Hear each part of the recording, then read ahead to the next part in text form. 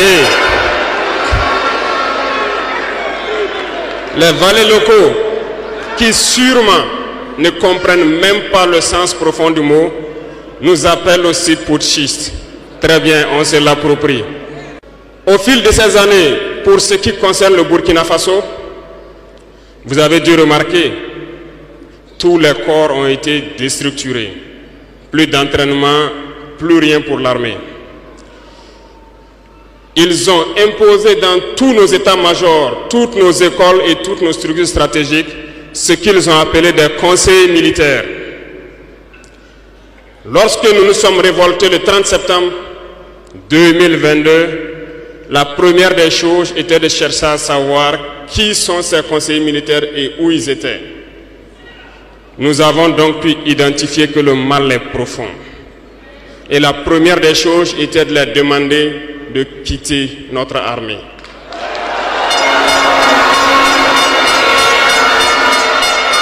Ils sont partis. Et ce que je vous disais il n'y a pas longtemps, vous ne pouvez pas espérer retrouver votre objet perdu en faisant appel à celui qui vous l'a volé de venir vous aider à le chercher. Lorsque nous avons déjà demandé aux conseillers de partir, nous avons senti des manifestations. On nous a fait comprendre qu'on ne pourra pas s'en sortir sans eux. Et à chaque fois qu'ils nous le disaient, ça s'est traduit par des attaques d'envergure sur le terrain. Nous avons bien reçu le message. Lorsqu'à l'orée donc de l'année 2023, nous avons décidé de dire donc aux forces étrangères présentes ici de partir parce que nous voulons lutter en burkinabé.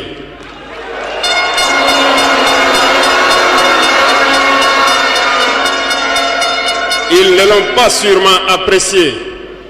Mais pourquoi venir mourir sur nos terres pour nous? Nous préférons combattre nous-mêmes. Nous avons demandé à ce qu'ils retournent chez eux. Malheureusement, je vous le dis ici aujourd'hui, comme j'aime le dire, la colonisation est rentrée. Il y a des esclaves de salon qui n'ont toujours pas compris. En son temps, des officiers militaires nous ont écrit et nous ont approchés pour nous dire que c'était une très mauvaise décision et que nous n'allons pas tenir 2 mois. Des fiches ont été écrites.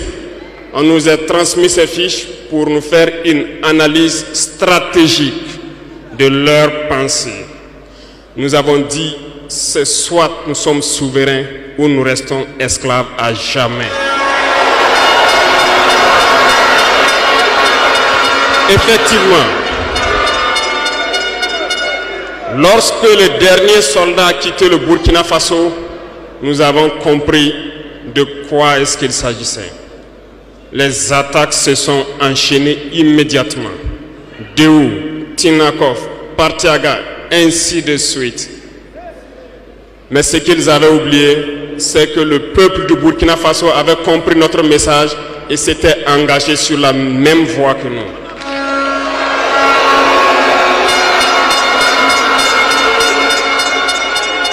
Nous nous sommes réorganisés rapidement et subitement, nous avons constaté que toutes les cellules dormantes terroristes se sont réveillées au Burkina Faso. On a réorganisé l'armée au plus vite, à une vitesse inégalée. Nous avons créé plusieurs unités et même si plusieurs autres sont à venir, nous les avons équipées. Et aujourd'hui, cet équipement se poursuit parce que dans les jours à venir, les mois à venir, ce que vous allez voir venir au Burkina Faso doit faire de notre armée une puissance à craindre.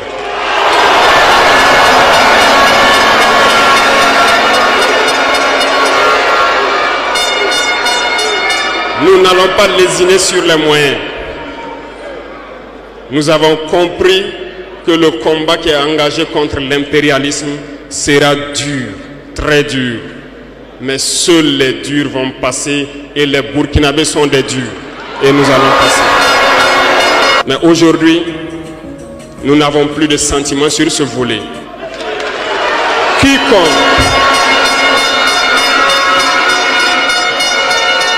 Quiconque va trahir sa patrie au profit de l'impérialisme, il sera traité comme tel.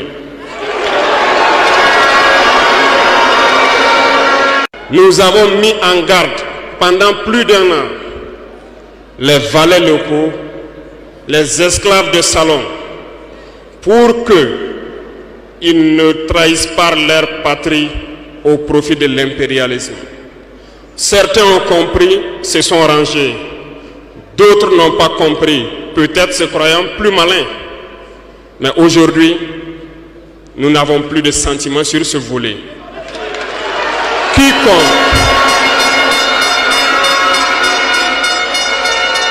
Quiconque va trahir sa patrie au profit de l'impérialisme, il sera traité comme tel.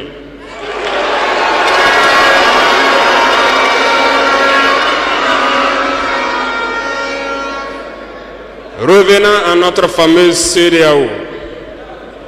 Depuis que nous avons décidé de quitter la CEDEAO, les esclaves de salon ont été actionnés partout. Ils veulent faire peur au peuple. Ils veulent faire peur à tout le monde. Dieu merci.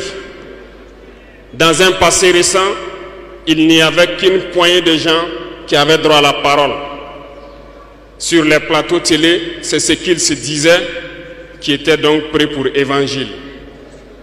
Aujourd'hui, avec les nouvelles technologies, qui ont bien sûr des avantages et des inconvénients, tout le monde a droit à la parole. Et je pense que les Wanyis sont les premiers à confirmer cela.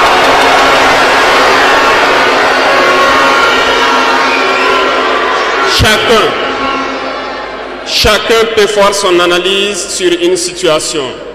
On peut certes se tromper, mais lorsqu'on vient vers nous pour comprendre, nous sommes bien ouverts pour vous expliquer les démarches.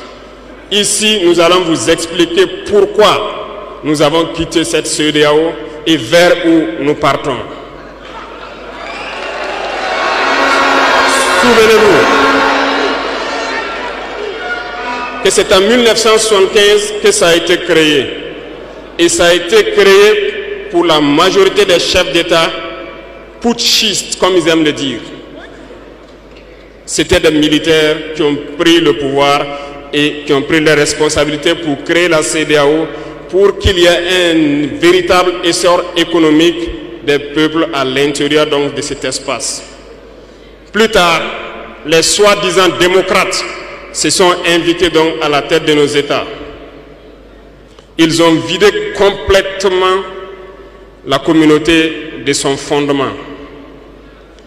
Lorsque le 26 juillet, le Niger a décidé de prendre son destin en main, nous étions surpris de voir la CEDEAO apparaître de je ne sais où avec une force en attente.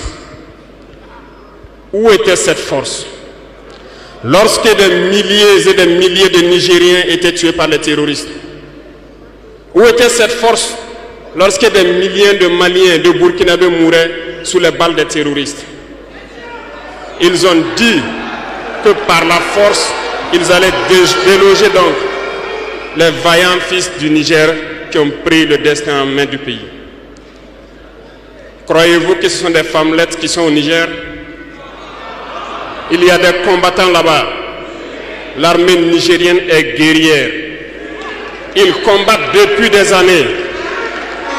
Ce n'est pas une armée de défilé ou une armée de maintien de paix. Et les armées de l'AES ont décidé de s'unir. Nous attendons cette force en attente.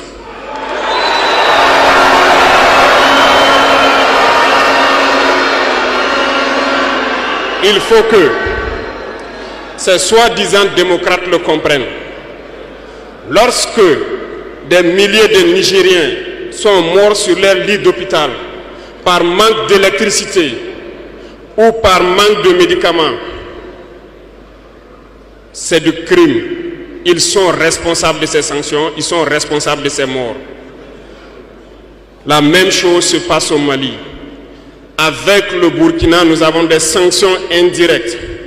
Parce qu'il faut que les gens comprennent. Lorsqu'ils partent, prennent leur consigne de l'autre côté, ils viennent, ils font tout pour l'appliquer. C'est honteux. Certains ont décidé de ne pas fournir l'électricité à nos pays. Ce n'est pas gratuit, nous payons. Et ça contribue à leur économie.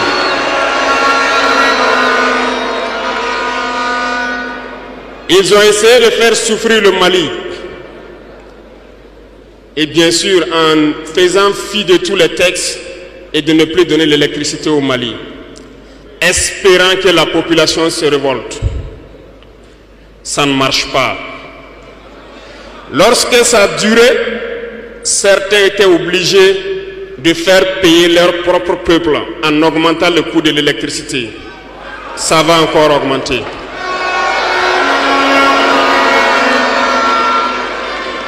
Cela nous donne plusieurs leçons. Plusieurs leçons en ce sens que l'indépendance que nous prenons, la souveraineté que nous prenons, nous devons tout faire pour qu'elle soit. Ils nous ont donné de très belles leçons et nous avons très bien compris.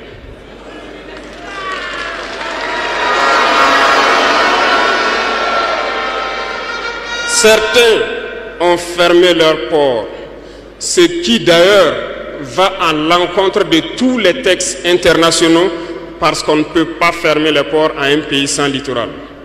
Ils l'ont fait, ils ont violé les textes. La communauté internationale n'a pipé mot. Personne n'a parlé dans la CEDEAO. Mais dans les ports, nous ne faisons pas transiter nos marchandises gratuitement. Nous payons.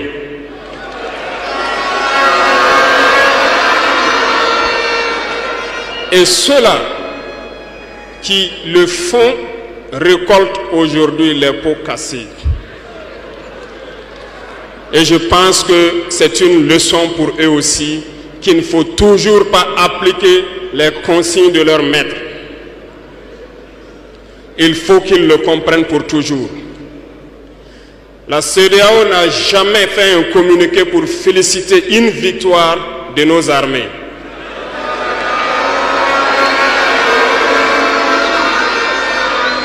À peine, elle condamne du bout des lèvres et très rarement lorsqu'il y a des massacres. Où est cette CEDEAO des peuples? Bref, nous ne pouvons pas citer tout le mal qui a été fait à nos peuples, mais nous avons décidé en toute âme et conscience de nous retirer et de nous concentrer sur notre organisation commune qu'est l'AES.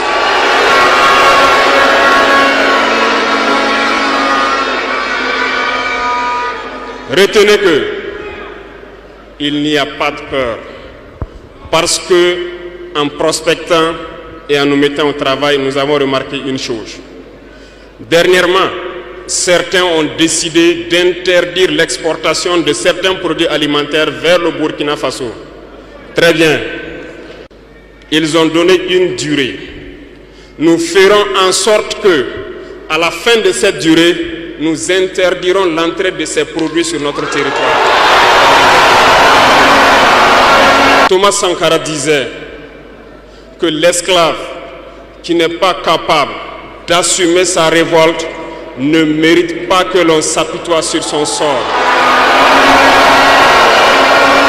Cet esclave répondra seul de son malheur s'il se fait les illusions sur la condescendance suspecte d'un maître qui prétend l'affranchir.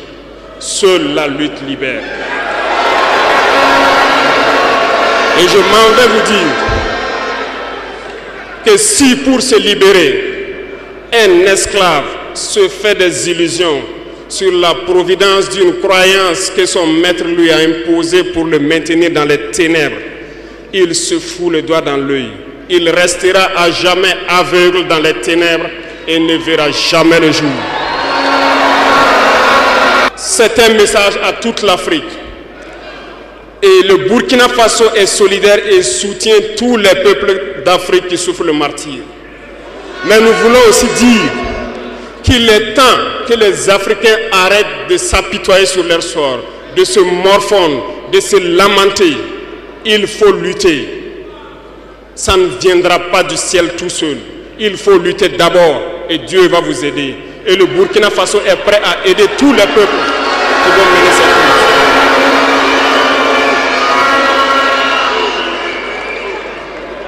Dites-leur à tous ces peuples qui se battent, il est temps qu'ils disent la vérité à leurs dirigeants. Au Burkina Faso, lorsqu'il s'est agi pour nous de contribuer donc pour que le FDS soit équipé, les députés n'ont plus de salaire aujourd'hui. Ils n'ont que des indemnités de session. Les salaires des ministres ont été diminués au maximum et le peuple contribue. Vous ne pouvez pas lutter et vouloir que les dirigeants soient dans un luxe insultant. Les peuples doivent se réveiller et exiger cela de leurs dirigeants.